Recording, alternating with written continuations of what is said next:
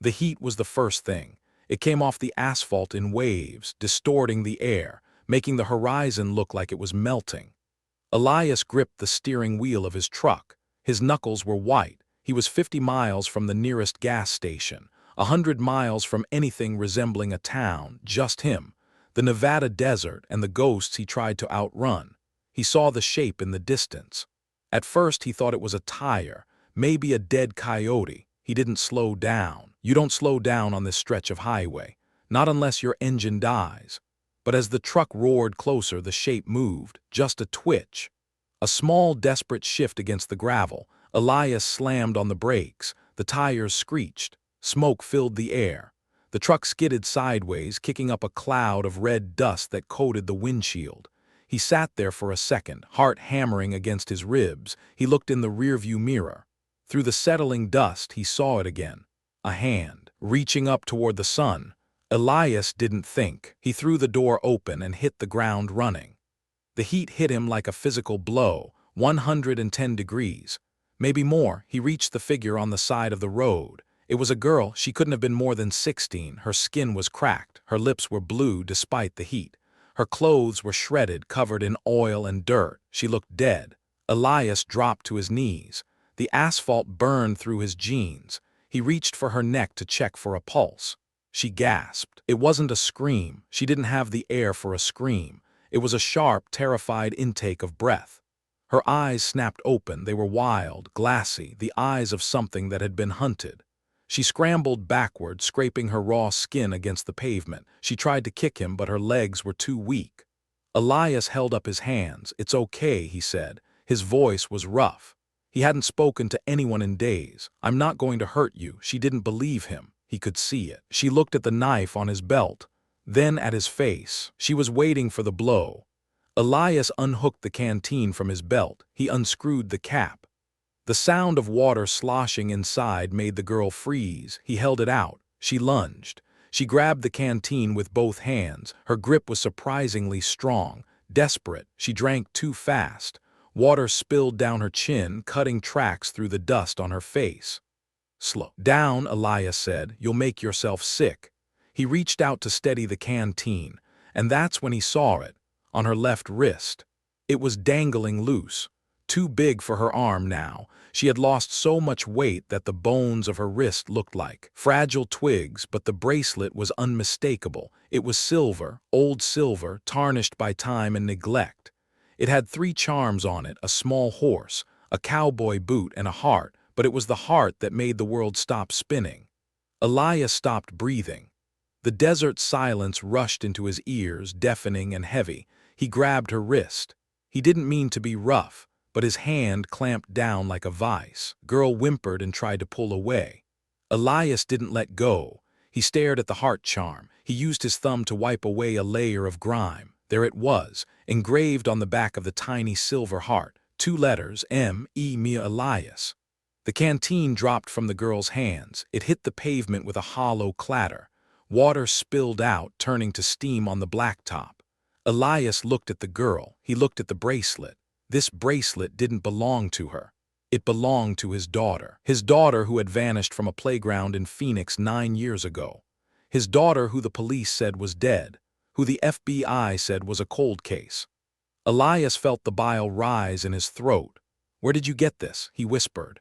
The girl was shaking, her teeth chattered. "Where did you get this bracelet?" He was shouting now. He didn't mean to, but the rage was spilling out. The grief he had buried for a decade was clawing its way up. The girl started to cry. No sound, just tears cutting through the dirt. She pointed toward the horizon. "Back the way she came. He gave it to me," she rasped. Her voice was like sandpaper. "Who?" Elias asked. "The bad man," she said. Elias looked down the empty highway. He didn't call the sheriff. He didn't call the local police. He pulled his phone from his pocket. His hands were shaking so bad he almost dropped it. He dialed a number he hadn't called in 6 years. A private line. A number that belonged to a man in a high-rise office in Washington, D.C. It rang twice. "Agent Miller," a voice said. Elias cleared his throat. "It's Elias," he said. There was a long pause on the other end. "Elias, I haven't heard from you since." "Shut up and listen," Elias said. "Trace my phone. Get a chopper in the air. "Now, what's going on?" Miller asked. His tone shifted, professional, sharp. "I found her," Elias said. "Found who?" Elias looked at the girl, at the silver heart on her wrist. "I found the witness," he said, "and I know where they took my daughter. He got her into the truck. It wasn't easy." She screamed when he tried to lift her. She fought him with the last reserves of her energy. She thought he was taking her back. "I'm getting you out of here," Elias told her. "I promise." He put her in the passenger seat, buckled her in. She shrank against the door, pulling her knees to her chest. Elias climbed into the driver's seat. He locked the doors. He checked the rearview mirror. Nothing but heat and dust. But that wouldn't last. If she had escaped, they were looking for her. And in this part of the desert, you can see a dust cloud from 20 miles away. He put the truck in gear.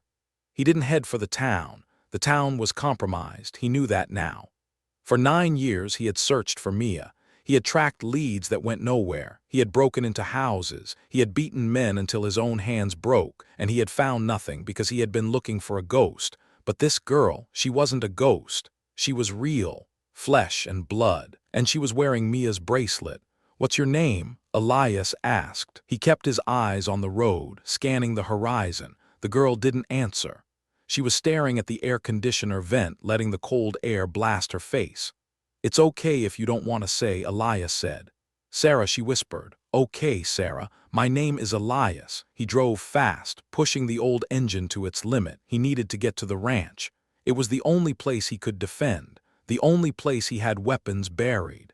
Miller said the chopper was coming, but that would take an hour. Maybe 2. He didn't have 2 hours. He saw the dust cloud 10 minutes later. It was behind them, moving fast. 2 black SUVs, no markings, tinted windows. They were cutting across the open desert, ignoring the road. They were hunting. Sarah saw them in the side mirror. She let out a sound that broke Elias's heart. A high, thin keen of pure terror. "Get down," Elias said. She didn't move. She was frozen. "Sarah, get on the floorboard. Now." She scrambled down, curling into a ball beneath the dashboard. Elias reached under his seat. His hand closed around the cold steel of his revolver. He checked the speedometer. 90. The truck shook. The steering wheel vibrated in his hands. The SUVs were gaining. They were newer, faster. They weren't trying to pull him over. The lead SUV pulled up alongside the truck bed. The window rolled down. A barrel poked out. Elias jerked the wheel to the left. The gunshot cracked like a whip. The side mirror shattered. Glass sprayed into the cabin. Elias cursed. He slammed the brakes. SUV shot past him. Elias spun the wheel hard to the right. He drove off the road, crashing through the sagebrush and rocks. He knew this land, every wash, every gully. They had horsepower, but he had the terrain. He bounced the truck over a dry creek bed. The suspension groaned. "Where are we going?" Sarah screamed from the floor. "Somewhere they can't follow," Elias said. He headed for the canyon. It was a narrow slot in the red rock walls, barely wide enough for the truck. He gunned it. The engine roared. The tires clawed for traction in the loose sand. The second SUV was right behind him. He saw the driver, sunglasses, heavy jaw, a face that looked like it was carved out of granite. Elias hit the entrance to the canyon. The walls rose up on either side, blocking out the sun.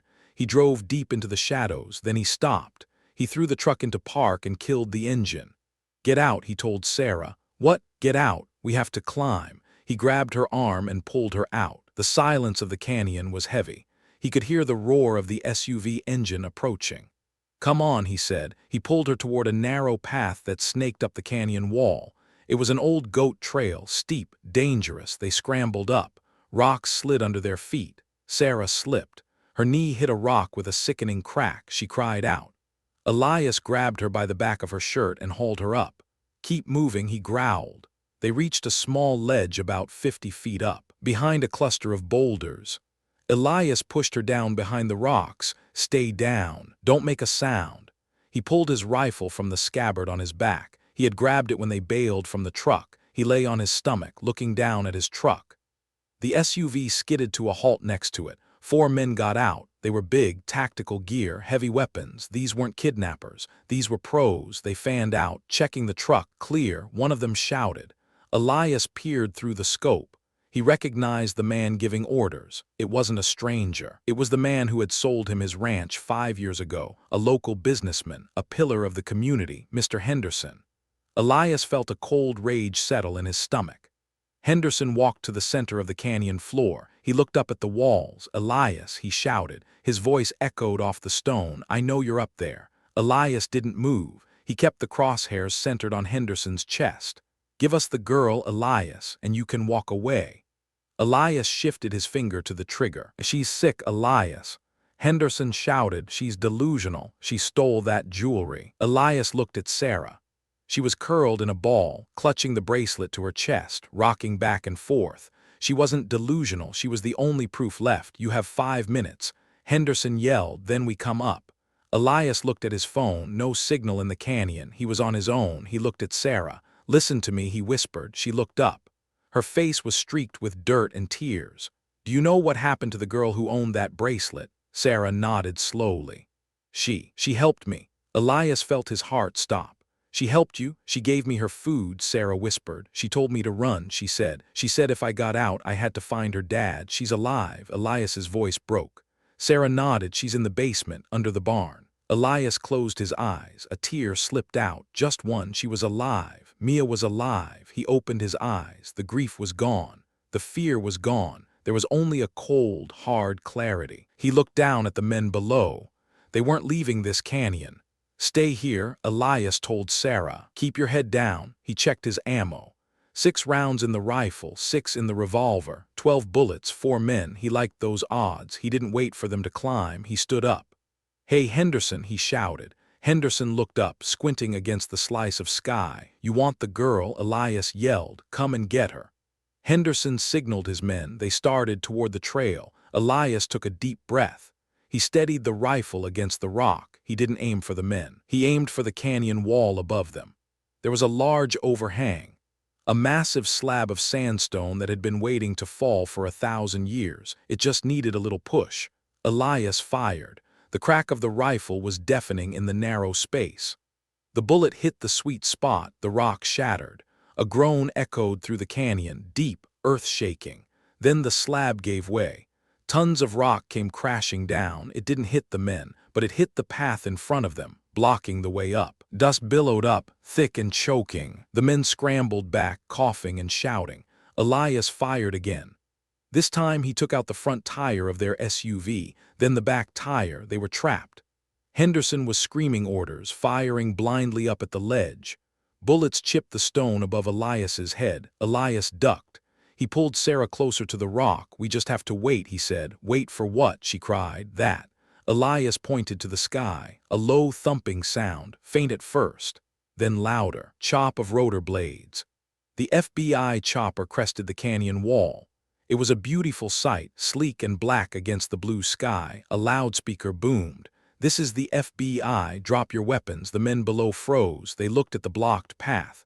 They looked at the chopper hovering above them with snipers on the skids. They dropped their guns.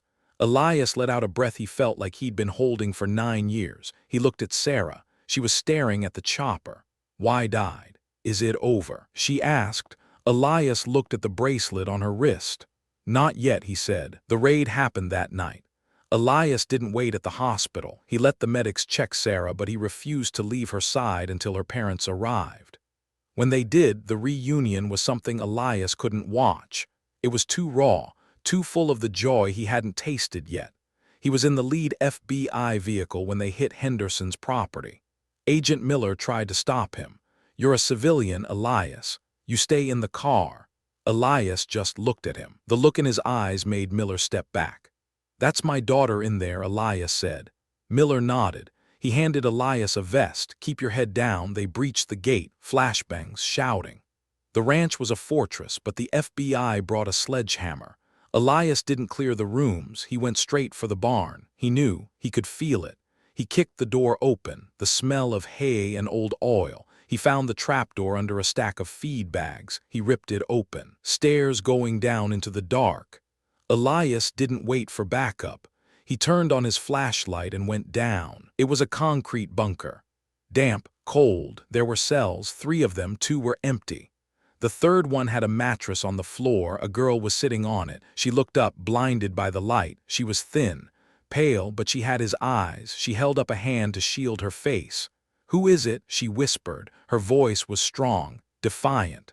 Elias lowered the light. He took a step forward. His legs felt like lead. "Mia," he choked out. The girl lowered her hand. She squinted into the gloom. "Daddy?"